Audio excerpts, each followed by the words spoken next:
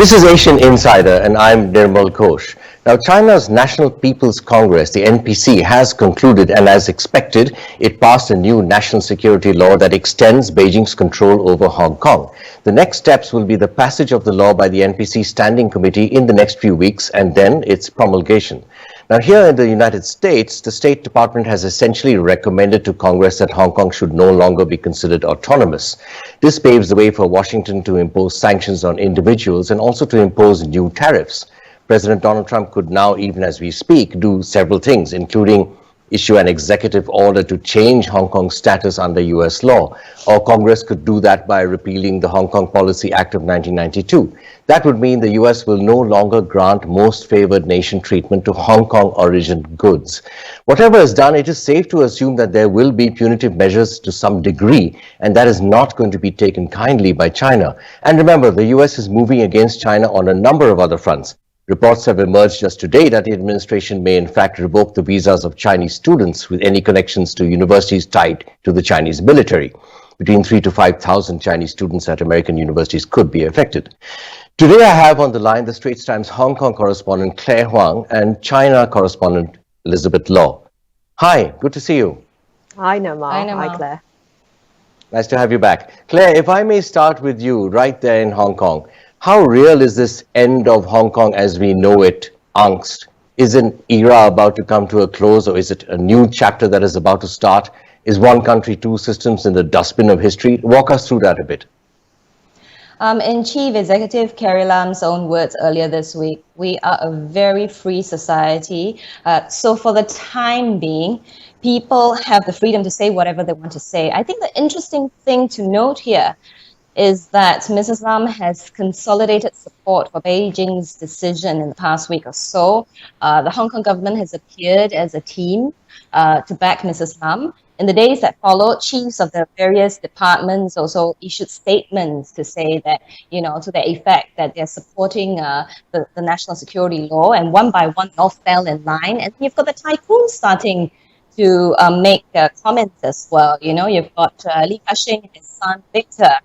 Now, the reassurance from them is that the law affects only a minority, and that Beijing is doing to safeguard national interests, and that Hong Kong has been unable to pass the law for 23 years since the handover in 97. Now, but the opposition and some Hong Kongers are worried about it because they feel that this is a moving red line. So it's a moving target, particularly the fact that Beijing bypassed Hong Kong's lawmaking body, the Legislative Council, to roll out this law does not give them any confidence. So to them, that effectively spells the death of one country, two systems.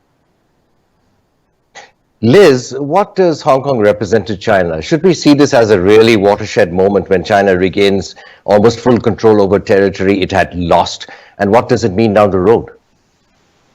Right. So I think if we're going to talk about what Hong Kong means to China, we really do have to go back into history and how this was territory that had been ceded to the British after the Second Opium War, and which of course also marked the start of 100 years of humiliation. And because China that we're seeing today is just this really more assertive China that has been trying to stake its claim on territory. And so Hong Kong to them, I mean, clearly the events of the last year, all these widespread protests where people were not desecrating the flag and they were also vandalizing the crest at the liaison office. Now, these, of course, were things that Beijing really did not look kindly upon.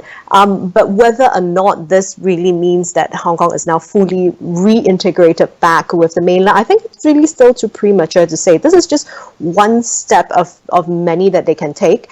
And I think right now at this point, they are really just trying to put a stop to what has happened.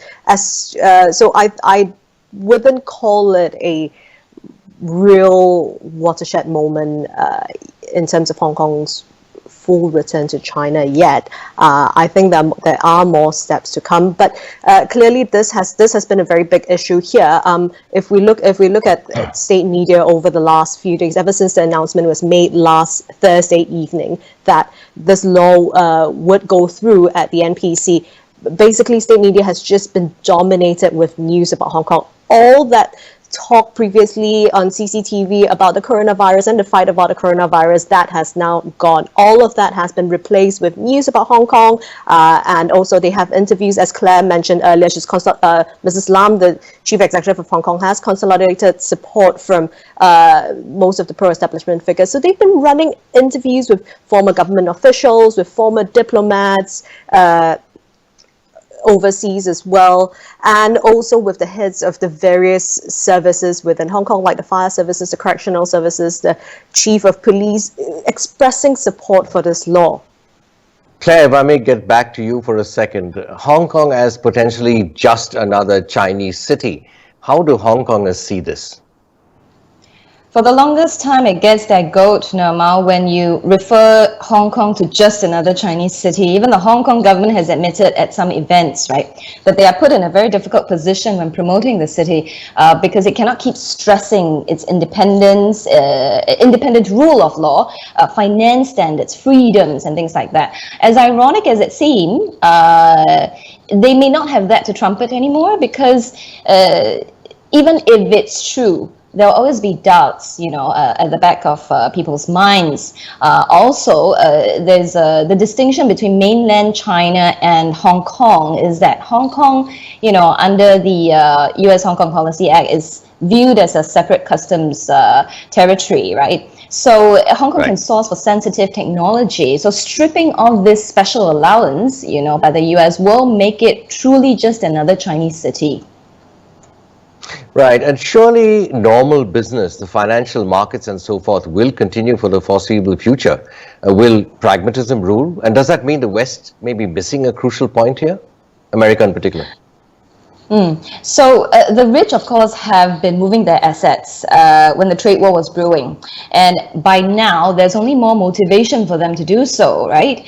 Because no business wants to be in a place where it's uncertain. There's a lot of uncertainty. They don't like that. On top of that, the US is now President Trump is welcoming American businesses to go back.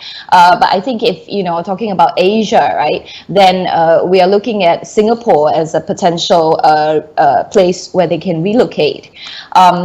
Interestingly, Hong Kong Exchange is now trying to expedite public offerings, of mainland firms. So we need to watch that space. One can also argue that financial markets can continue, businesses will go on. People always talk about how Hong Kong is resilient, and they always say that China's domestic market is self-sustainable because it's very huge, right? You've got so many people. But I think the nail in the coffin will be when the US strips Hong Kong of its separate customs territory status. Now, a lot of analysts have mentioned that this is a new Cold War between the US and China, and I've written in 2018 that Hong Kong is stuck between the two powers and will become collateral damage. Hong Kong has always been about making money. As long as that continues, I think there'll always be prospects, right? I think in the near term it'll be all right, but even in that scenario, I think there's a kind of doom and gloom. You talked about how the West is harping on rights. I think the reality is that everyone has vested interests. And I think we need to understand that, and we can all agree that the difference between the mainland and Hong Kong is the Western system, freedom of press, speech, assembly, and these rights are the distinction between the two places.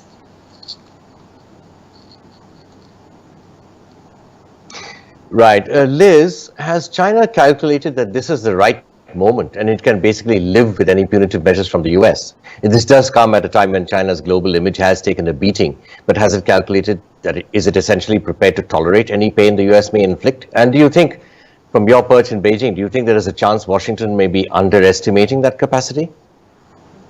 Okay, I think there are multiple parts to this question. So firstly, whether or not they've calculated what sort of measures that the US would take. This is a government that we have to be very clear. This is a government that does not make decisions lightly. And from what we've heard is that this law has been in the works for the better part of the last 7 months. And I think we had early indications that Beijing was going to get tougher on Hong Kong when they started to swap out the head of the Hong Kong Macau Affairs Office, and they swapped out the head of the liaison office in Hong Kong to people who clearly were a lot more hardline and who would come down a lot harder on the city. I think we also need to look at what has been said over the past week when it came to at the NPC, because clearly the government is prepared that there will be an international slowdown. And a phrase that keeps coming up is that global demand is going to be bad. There will be a lot of headwinds, so we have to drive domestic demand. So a lot of the policies that you see that have been announced over the past week, and it was just confirmed yesterday by Premier Li Keqiang, that they are going to drive domestic demand, and there's something to the sum of 4 trillion yuan. So that is a lot of money, and it shows that they are prepared to really hunker down and dig in for the long run in case the international scene does take a turn. Right, but at the same time, if I may just point out, yesterday at his wrap-up press conference, Premier Li Keqiang, when asked about Hong Kong and whether or not this is going to affect US-China relations and whether this basically shows that Beijing is abandoning one country, two systems, he gave his shortest answer of all in the entire 2-hour press conference. It was just about a minute long as compared to the other answers, which went on for quite a bit.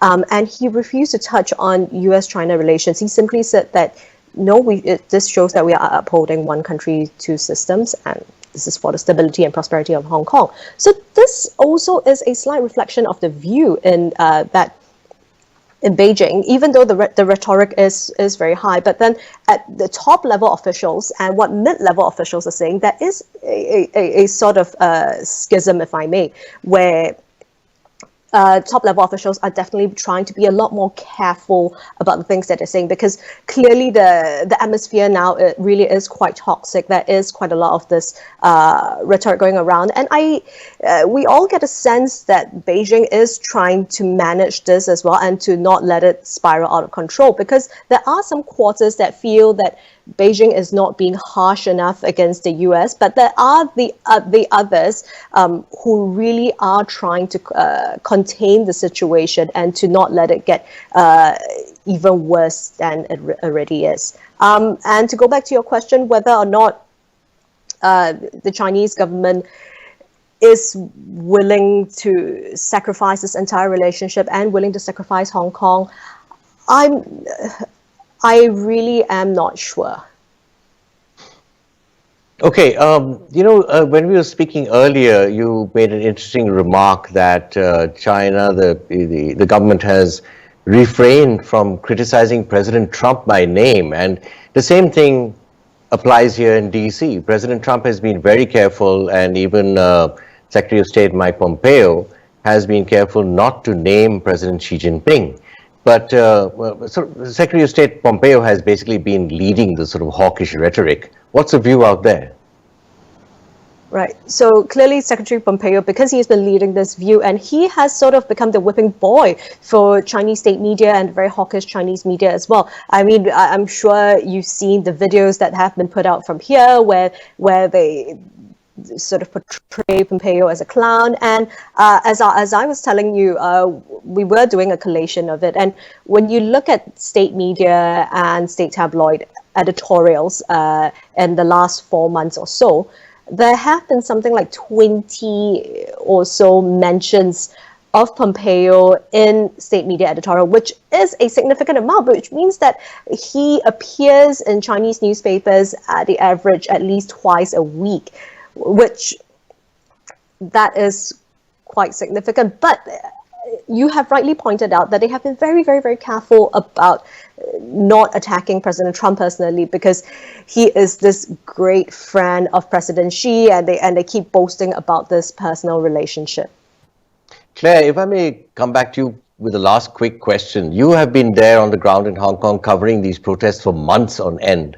Do you detect any sort of change, any shift in the mood lately, or in the last 1 week? Well, if you're talking about the protests itself, the scale is smaller now, and the police and the demonstrators have changed tactics. So it's come to the point where basically the police will not even let people gather or assemble, in a location, and this has worked very well for them. So they're very swift. They will cut out all the escape routes in the area, and this makes it so basically it fragments the protesters, right? The groups of protesters, and makes them smaller groups, and it's easier for them to make mass arrests. And this has worked very well for them so far this year. Meanwhile, the protesters have also sort of changed their tactics, made it quicker. So they do flash mob style protests, meaning they block roads, run. They throw traffic cones, they disrupt traffic, run. And it's all getting very quick now, so the pace is quicker. But I think if you're talking about the underlying causes of the protests, they are still there. The underlying unhappiness remains. Hong Kongers are very passionate people, and some have said that they will stay and fight for Hong Kong's future. So. But then, on the other hand, you've also got a spike in the number of Hong Kongers now, asking about looking to move to Taiwan, Singapore. So there are people who are looking for ways out of the city. Claire, Liz, thank you very much for your time, and please take care out there. More analysts here in DC are saying that China and the US are on the brink of a new kind of Cold War. I put the same question to State Department spokesperson Morgan Ortagus just yesterday, and she did say that the US foreign policy is, of course, a clear-eyed foreign policy. They see the world as it is, not as they wish it to be. But she did also at the same time emphasize that they will cooperate. The US will cooperate with China. There are many areas of mutual cooperation. For example, North Korea, to take one outstanding example of the past year. For Asian Insider, I'm Nirmal Ghosh.